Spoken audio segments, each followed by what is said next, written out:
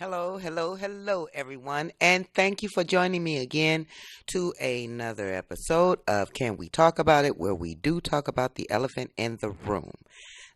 Today, before I start, it seemed like the weekend just went so fast. I want to give a shout out to Miss Von Von. Hey, Miss Von Von, and the photographer that I work with over the weekend. His name is Steve Horner. He's a very good photographer. We took some excellent pictures. I just cannot wait to get them back, and when I get them, I will definitely share them with you. There's a couple of other people I want to give a shout out to. Reverend Glaze. Hey, Reverend Glaze, we're doing okay and everything, and we just done had some busy couple of weeks, but we're doing good, and thank you so much for thinking about us and asking about us. I wanted to give a shout out, especially to my husband, Charles Stinson. I love you so much. You are my biggest fan. I am your biggest fan. I am so glad that the Lord put you in my life. Without you in my life, who knows what would be going on right now. So thank you so much for choosing me as your wife. I humbly am so grateful for you being there for me. So now I want to talk about, this is not the subject matter, but I want to bring this up. Now, about maybe 2 or 3 weeks ago, I was telling everybody, when the first come, please don't spend your money. Buy as little as you can. Do not spend your money. If you really want to see some history go down, do not do that. For one, the money that you spending, I'm not speaking on everybody that gets Social Security, because some people earned that Social Security. Some people lied to get that Social Security. Some people just don't want to work, and they just found another avenue to get a piece of money. The bottom line is, you folks need to quit it. You guys don't, y'all so busy spending y'all money, and the money ain't yours to begin with. And what are you going to do when the government cuts your money off? I think this is just so terrible that we can't even come together and not go into a store. I mean, it's so many black people in Target right now. Oh my goodness. And I'm like, I'm not saying everybody knows about this, but it's so sad how the government gives you this money and you can't wait to give it back to them. You can't hold on to money for a minute. And that's basically all you got, is that little piece of paper. You don't have nothing else. I mean, as far as, I feel like this, anybody who can't follow simple directions definitely ain't gonna be able to lead nobody. Now, when I talk about this Target thing, this is very important, people. You got to learn that the power of your dollar counts. But there's a lot of folks out here like Shanae and Shaquita and all of them, girl, I got to be sharp. I got to do this and I got to do that. Meanwhile, like I said before, you're not thinking about your kids, and the only time you think about them is this time of the year when it's time for them to go back to school. Maybe you'll get them a few things for Christmas. You people need to quit it. I'm so tired of we're all trying to get together. I will never give up on my people, and I'm tired. And I'm speaking to basically the older generation around my age. I'm gonna say from 30 to 50. We know better. We should know how to save a buck. We should know how to do that. Now, there's some women and young men that's like 21, between 21 and 25, got good sense, and they can follow directions, and they do better than some of these older folks. And I'm so tired of these older folks talking about they're going to reach the youth, and their pants is hanging all off their butt. How you going to reach the youth with your old self? People, I'm going to say this one more time. If we don't get on the same page, there won't be no page for us to get on. These people that's in Target now, I liken them to the 5 foolish virgins. When the time do come to where, and trust me, it's going to come, to where the government ain't going to give you no money. They give less than 2 shakes of a lamb's butt about you. The only reason you get this money is because for some people, somebody in your family worked and you got that money. I'm talking about Social Security. A lot of people, they probably ain't worked a day in their life and they've been disabled all their life. And these are not the people that I'm talking to. I'm talking about the people that make up these phony ailments just to get this money because you lazy and you don't want to do nothing with your life. All you want to do is spend somebody else's money. You got a lot of gall. Here it is, the first of the month. Some of y'all, when the first of the month come, y'all just swear y'all all that in a bag of chips with your broke, non-heaven selves. That's crazy. There's no way in the world I'm going to let one day out the month make me feel like I'm all that. I'm all that every day of my life. And you should all feel the same way too. You get this money. You go around and I'm this. You go into the store, I was like, oh, I know she ain't talking to me. Yes, she is, Ghetto Gertrude. Yes, she is. She's talking to you. Now, these people that do all of this stuff, now I'm going to tell you something. I've seen this before. There are a lot of ratchet women out here that get Social Security too. You get Social Security, your children get Social Security, and you still sell your butt to get somebody else's Social Security. How nasty and low down is that? I'm sick of you women out here tricking with these old men. And you know, that's their choice if they want to give their money away like that. But I'm talking about young women who have so much to offer their race.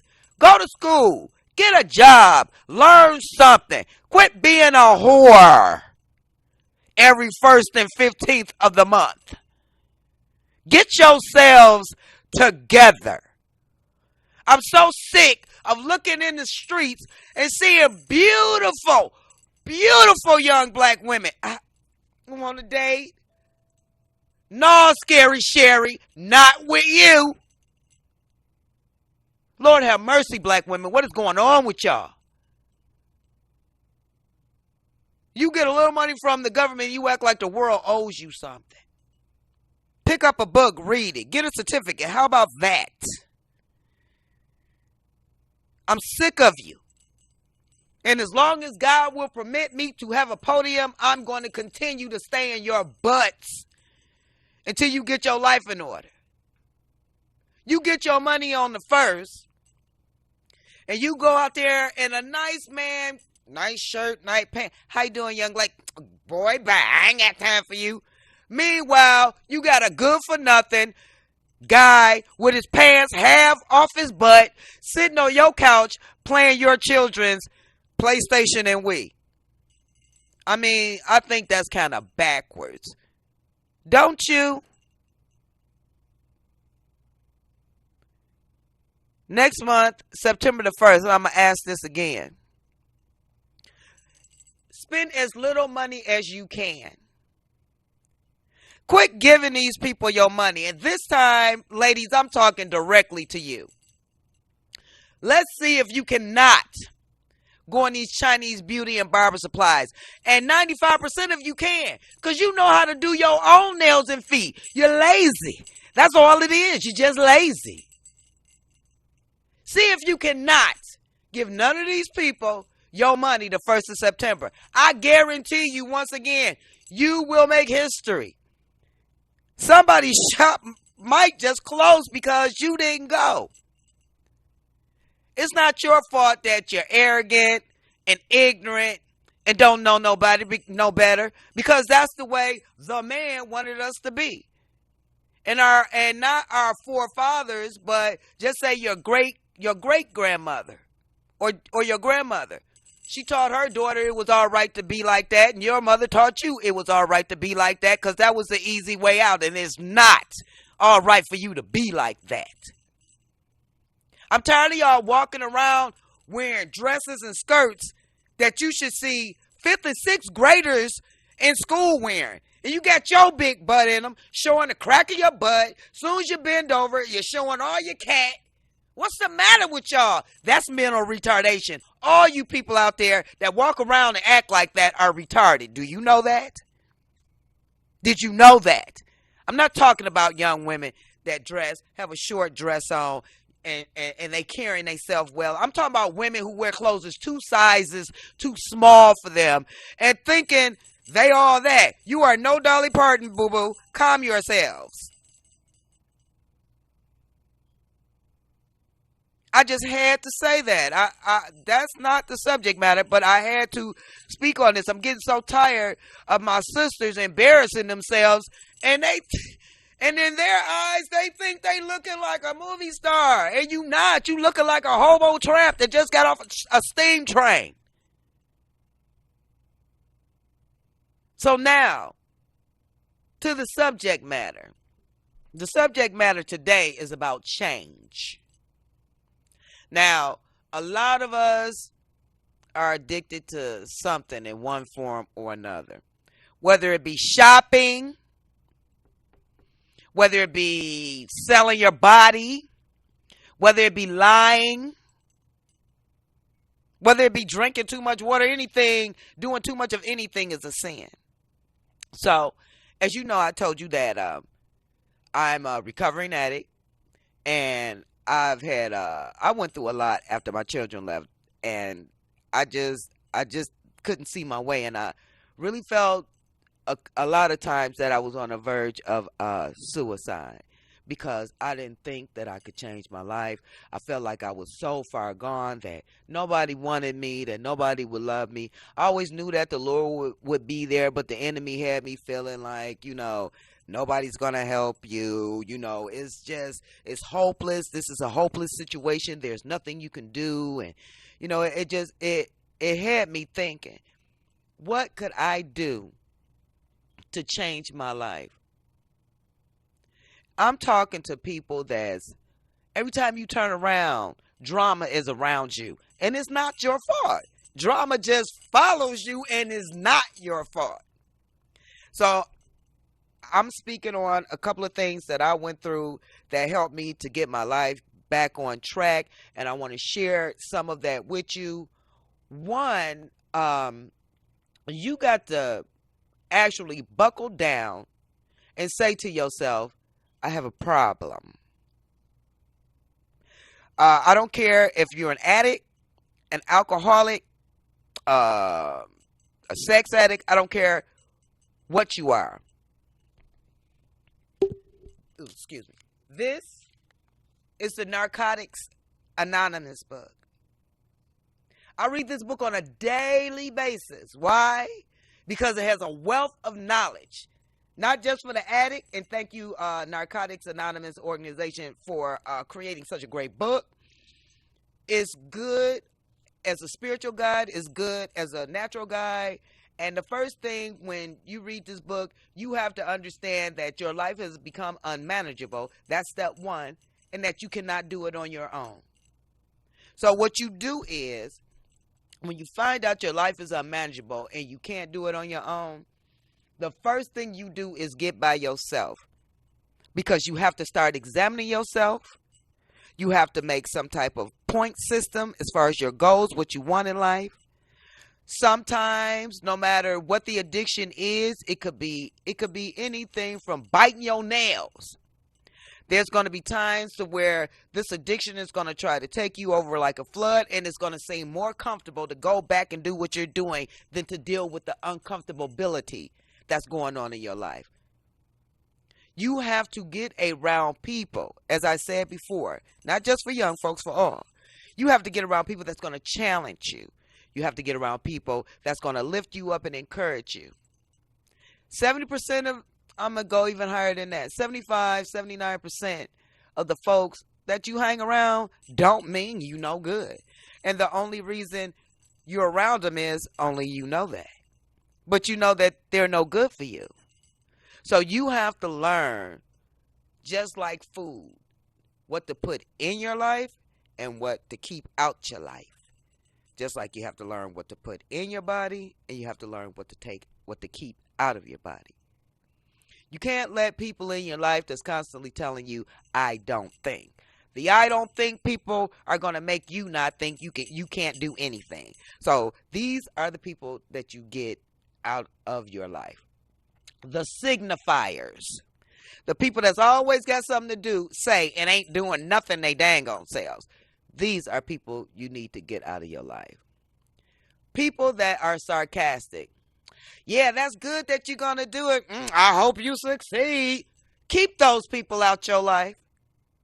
Don't let these people that are the naysayers, all those people, nobody has to live with you but you. No matter where you are, there you go. Don't let nobody tell you or dictate your life to you. It's between you and your higher power how you want to live your life. Now, I want to read a couple of these. I wanted to read a couple of these steps because I think they are very good steps. And in order, for you to understand yourself and the things that you go through, this book is very knowledgeable and it can help you mirror yourself and help you to become a better you. There's a lot of books that we feel like, that's a drug book. I ain't never been on drugs. It doesn't matter. It doesn't matter whether you've been on drugs. I'm quite sure you've been addicted to something. So let me start off. It says, for one, it says that we admitted that we were powerless over our addiction or whatever thing that was unmanageable in your life, and that our lives had become unmanageable. So whatever it was, whether it was lying all the time, whether it was being a shopaholic, whether it was overeating, this is what it's telling you. Whatever it is that you do so much that cause your life to be unmanageable, that is something that you need to manage, maintain, and get out your life if you can do that. Okay, number 2 says, we came to believe that a power greater than ourselves, not our power, but a power greater than ourselves could help us. So, if you're an atheist, you know what? Good luck with that. But for us to have higher powers, he will be there for you. He will help you. So, once you admit that you have a problem, you can't deal with it, it's causing your life to be so out of control, your next step is to believe that a power higher than yourself will be able to help you in all this. So, number 3, we made a decision to turn our will and our lives over to the care of God as we understood who God is. Now, mind you, everybody is not in the same level when it comes to a personal walk with the Lord. So at the level you are, that's where you go to the Lord. This is a trick of the enemy. I'm going to come to the Lord when I get my life in order. You'll never get your life in order because perfection is not down here. It's up there. So you will never get your life in order. Don't let nobody tell you or say to you, because 2 addicts can be together and one addict can tell another addict, I want to get my life in order. You know what the other addict will say? Well, you better wait until you get your life together. Misery loves company. Do not let nobody talk you into staying at the bottom of the barrel. Now, if they want to be there, fine. That's on them. Now, I had a cousin that I used to do drugs with. And I was like, and it got to the point to where I was doing it because everybody else was doing it. I really was tired of it. I didn't want to do it. I started actually doing it like out of control after I had lost my kids. And I was just a hot mess. I was so in a state of confusion. It was so much chaos around me. When you're in that situation, and the ones that's going through it right now understand, when you're in the midst of chaos, it's hard to see your way through. When between the drug that's working on your mind and the people that's naturally here dealing with you physically, it's enough to make your heart bust and your mind bust. And there's some of you people out there that know exactly what I'm talking about. But I'm letting you know, I've came from drugs to living in garbage cans to having men beat me, stomp me out.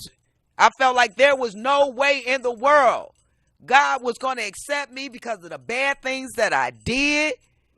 And I just felt destitute. So people, I'm letting you know, I really, really, really, really, really understand what a lot of you addicts are going through. It hurts my heart so bad that anybody would have to go through this. That's why they call it the devil's grain. You have to have a strong will to want to get off of this stuff. And I'm praying for all of you people that's still on it, that's struggling to get off of it. It's a terrible thing to have to deal with. And I really, really feel for you guys that's out there that's still on this drug, because it's devastating to you and the people around you. So, I want you guys to pick up this Narcotics Anonymous book because I care about you. And I know where you've been. I understand your plight. It's not an easy thing to go through this. And it's even harder to go through it when you don't have any help. So, those people that's going through that, I just want you to know that I'm with you. And I'm praying for you. I would not wish that on my worst enemy. I lost a lot of things because of what I went through. And there's a lot of things that I wish I could take back, but I can't. So, what I'm telling you is, you have to love yourself enough to say, you're not going to do this anymore. I want you to know that I love you too. And it could be done. I'm a living witness that it can be done. Don't fret. If you need someone to talk to, I'm give you my email address. Is DonnaMitchell15 at gmail.com. Donna Stinson 63 at gmail.com. I want you to know that I know this is the hardest thing. I know you're always saying that, I'm going to make it this time. I'm going to get through this. And then you fail again. Just keep getting back up. It's going to be okay. Just don't stop quitting. Continue to quit until you're there. Now, I'm not telling you that this is going to be an easy route. It's been over 20 years for me, and I still get that urge, especially when I'm going through a lot of things. But thanks be to God that He loves me, and I love myself enough not to want to go back to the pig pen. Sometimes you can liken yourself like the young man who left his father. He wanted to have his money. He wanted his inheritance. He wanted to squander it away. He wanted to do whatever he wanted to do. And when it comes to drugs, it makes you feel like you can do whatever you want to do until that crash comes. And you wake up to reality and you don't have any money. You don't have anywhere to lay your head. You stink. You smell bad. You don't have any good clothes. Nobody wants to be bothered with you. Love yourself enough, people. And ask God to help you to get your life in order. It can definitely be done. Like I said, I'm a living witness. I liken myself unto Job when it comes to losing my children, losing my home, losing my money. I lost all of that. I lost my dignity. I lost I lost so much. I lost myself in these drugs. This book right here is not just for addicts, drug addicts. It's for anybody who has whatever in their life is causing them to put that before they put anything else. This book has been a help for me. My husband has never smoked, done drugs, or anything. But he got issues too. And it don't have to be drug related. We read this book together. So I'm letting you know there's a lot of resources in this book right here. Once again, you can get in touch with me at DonnaMitchell15@gmail.com, DonnaStinson63@gmail.com. Drug abuse is a very serious problem, especially amongst the African American community. The white man never expected it to leave out of our community and get to his community, but it did. If you go into Bloomfield Hills, you won't find you won't find liquor stores and gun stores right next to where these folks live. The man did that because once our black men get out of jail, they come to an inner city where there's nothing going on. They go to the liquor store, they drink, they see how bad they have it, how hard it is to get a job. They go to the gun store, and then they do harm on their own people. Why? Because the system has made them feel as though they have no outs. After that happens, the police shoots them, and then it's to the funeral home, and that's that.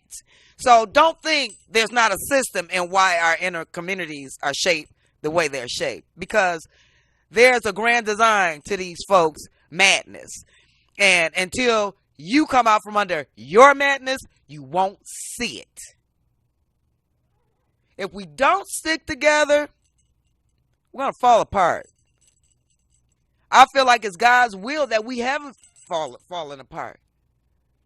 We need to be more respectful to each other.